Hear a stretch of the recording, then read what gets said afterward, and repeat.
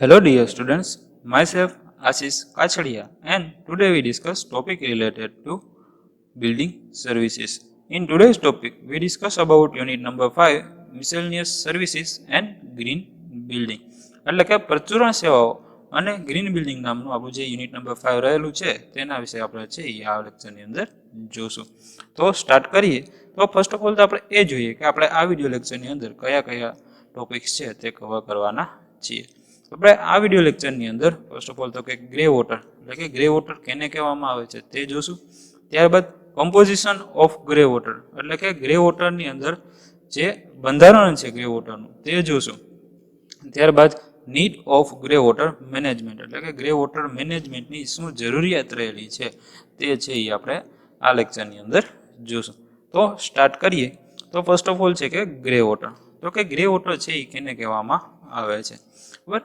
Domestic waste water or sewage can be divided into two category એટલે કે domestic જે waste water છે એને આપણે બે ભાગની અંદર છે એ વહેંચી શકીએ છીએ. એક છે એ બ્લેક વોટર અને એક છે એ ગ્રે વોટર. હવે બ્લેક વોટર અને ગ્રે વોટર છે કેને કહેવામાં આવે છે તો એ બંને વચ્ચે શું ડિફરન્સ રહેલો છે એ આપણે જોઈએ. તો કે બ્લેક વોટરની અંદર જોઈએ તો કે it originates from toilets and kitchens એટલે કે જે બ્લેક વોટર છે એ ટોયલેટ અને કિચનમાંથી ઉત્પન્ન થાય છે. જ્યારે ગ્રે વોટરની અંદર જોઈએ તો કે it include the water from bathtub, showers, hand basin, laundry tubs and washing machines એટલે કે તે બાથરૂમમાંથી, વોશિંગ મશીનમાંથી અથવા તો શાવર બેઝિનમાંથી કે ડિશવોશર છે, લોન્ડ્રી છે, આ બધામાંથી આવતું પાણી જે છે એને શેના વડે ઓળખવામાં આવે છે તો કે એ જે વેસ્ટ વોટર હોય એને ગ્રે વોટર વડે ઓળખવામાં આવે છે. જ્યારે ટોયલેટ અને કિચનનું વેસ્ટ વોટર હોય એને બ્લેક વોટર તરીકે આપણે ઓળખીએ છીએ. Black water has high concentration of organic material એટલે કે તેમાં ઓર્ગેનિક મેટર્સનું પ્રમાણ છે એ કેવું હોય છે તો કે એમાં વધુ રહેલું હોય છે. Grey water it has a low concentration of organic matter એટલે કે ગ્રે વોટરની અંદર છે એ ઓર્ગેનિક મેટરનું પ્રમાણ છે એ કેવું હોય છે તો કે એ ઓછું હોય છે. Black water is also called sewage બરાબર, તેને સીવેજ વડે પણ ઓળખવામાં આવે છે બ્લેક વોટરને. And grey water is also called sullage બરાબર. ગ્રે વોટર છે એને શેના વડે ઓળખવામાં આવે છે તો કે એને સુલજ વડે ઓળખવામાં આવે છે. Black water contains large amount of bacteria એટલે કે બ્લેક વોટર જે રહેલું છે એમાં બેક્ટેરિયાનું પ્રમાણ કેવું હોય છે તો કે એ વધુ હોય છે. જ્યારે grey water contains small amount of bacteria તેની અંદર જે ગ્રે વોટર છે એની અંદર છે એ બેક્ટેરિયાનું પ્રમાણ કેવું હોય છે તો એ ઓછું હોય છે.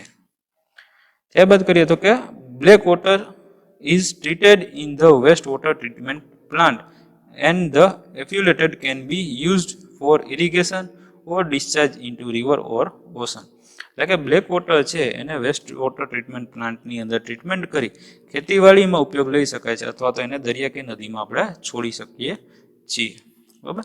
જ્યારે grey water is treated at the site and can be used for irrigation, toilet flushing, landscaping, sprinkling in garden etcetera બરાબર. એટલે કે ગ્રે વોટર છે એને સાઇટ ઉપર જ આપણે રિસાયકલ કરી અને ટોયલેટ ફ્લશિંગ બરાબર, ત્યારબાદ લેન્ડસ્કેપ, ત્યારબાદ ઇરિગેશન, ત્યારબાદ બગીચા માટે સ્પ્રિંકલર સિસ્ટમ આ બધા માટે છે એ આપણે એનો યુઝ છે એ કરી શકીએ છીએ બ્લેક વોટર અને ગ્રે વોટરનો બરાબર.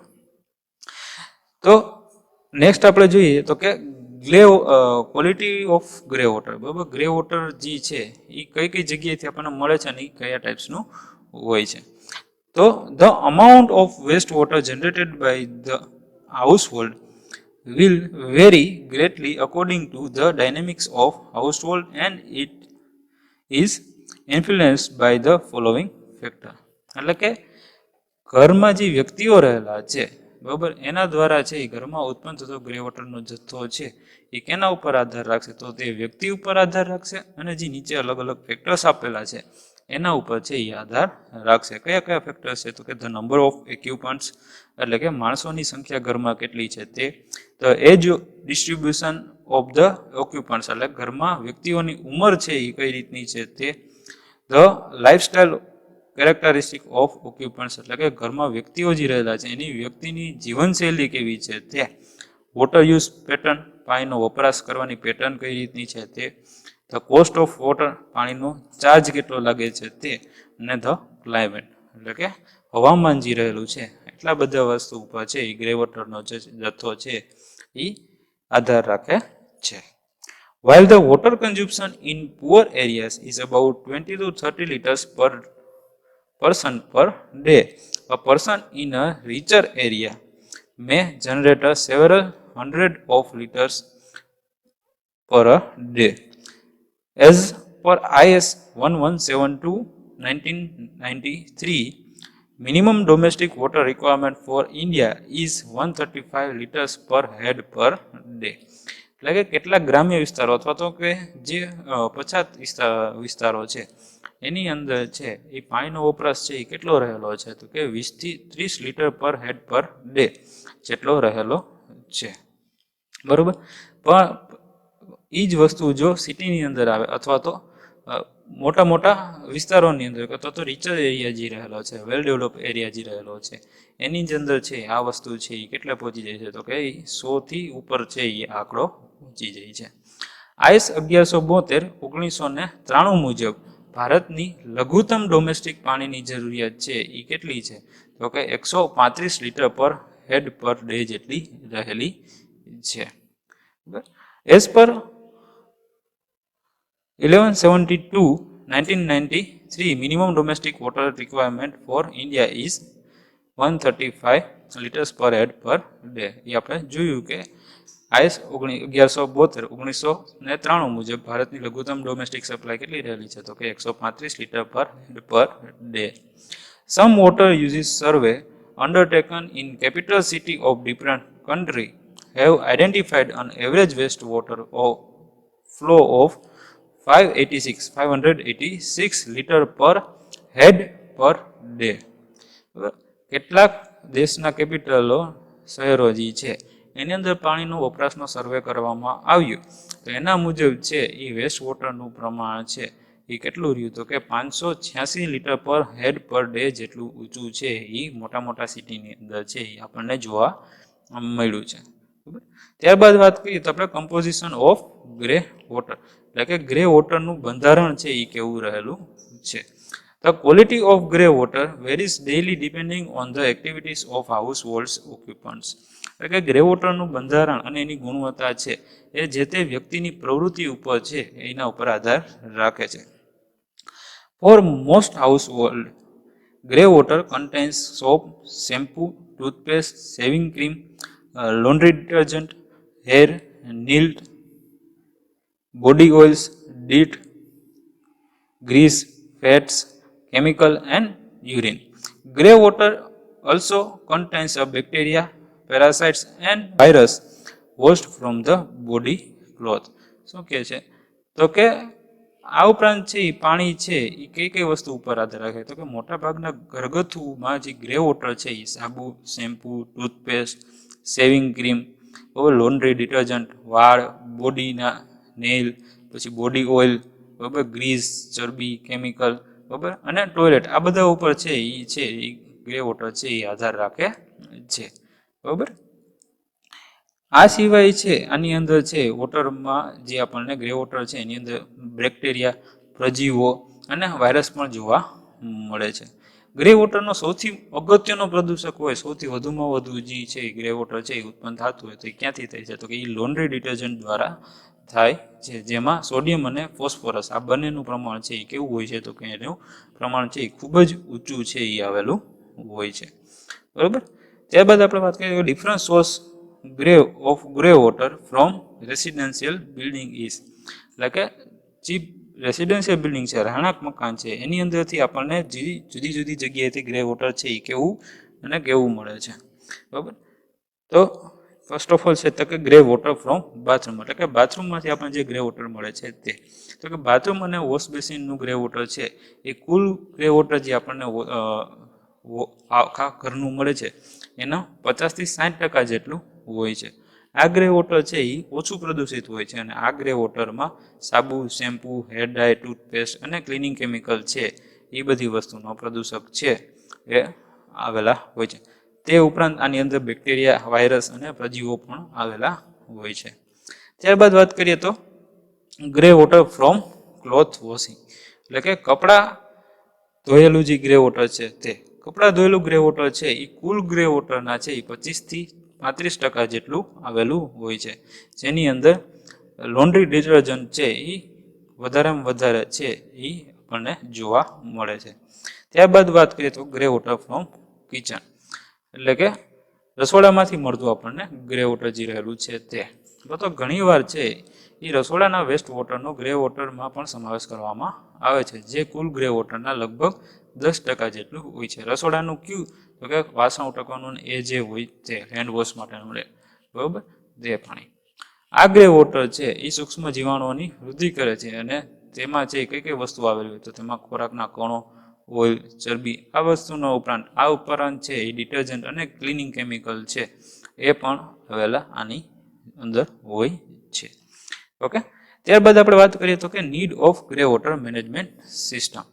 ગ્રે વોટર મેનેજમેન્ટની સિસ્ટમની જરૂરિયાત શું થાય છે તો કે ગ્રે વોટર છે ડિસ્ચાર્જ પછી તરત જ ખરાબ થઈ જતું નથી, પરંતુ તેને ટાંકીની સંગ્રહ કરવામાં આવે ટાંકીની અંદર, બરાબર, ત્યાં તેમાંનો જે ઓક્સિજન છે એ જલ્દીથી યુઝ થઈ જાય છે અને તે શું થઈ જાય છે તો કે એ અનએરોબિક બની જાય છે. જ્યારે તે બગાડની સ્થિતિ એટલે કે સેપ્ટિક સ્ટેજ સુધી પહોંચી જાય ત્યારે તેને સ્લજ તેની અંદર છે એ શું થઈ જાય તો કે સ્લજ છે એ ઉત્પન્ન થાય છે.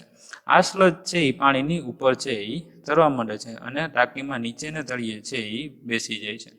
આવું પાણી છે એ સ્યુએજ જેટલી જ વાસ ઉત્પન્ન કરે છે અને તેમાં પણ અનએરોબિક બેક્ટેરિયા છે એ આવેલા હોય છે, જેથી વોટર ટ્રીટમેન્ટ છે ગ્રે વોટરની ટ્રીટમેન્ટ છે એ અનએરોબિક સ્થિતિએ પહોંચી જાય એ પહેલાં છે એ આપણે કરવી જોઈએ. એટલે કે આ બધી વસ્તુ થઈ જાય, કન્ડિશન આવી જાય કે ઓક્સિજન પૂરો થઈ જાય અને એની ઉપર વસ્તુ તરવા માટે અમુક બેસી જાય એ પહેલાં જ છે એ આપણે ગ્રે વોટરની ટ્રીટમેન્ટ કરવી જોઈએ.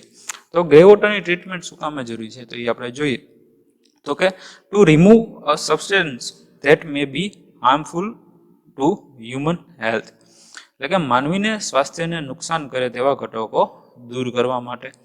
Two remove substance that may be harmful plants and soil, એટલે કે છોડ અને માટીને નુકસાન કરે એવા ઘટકોને દૂર કરવા માટે. To remove substance that may be harmful to the environment, એટલે કે પર્યાવરણ માટે જે પણ ઘટકો નુકસાન કરે એવા હોય તેને દૂર કરવા માટે.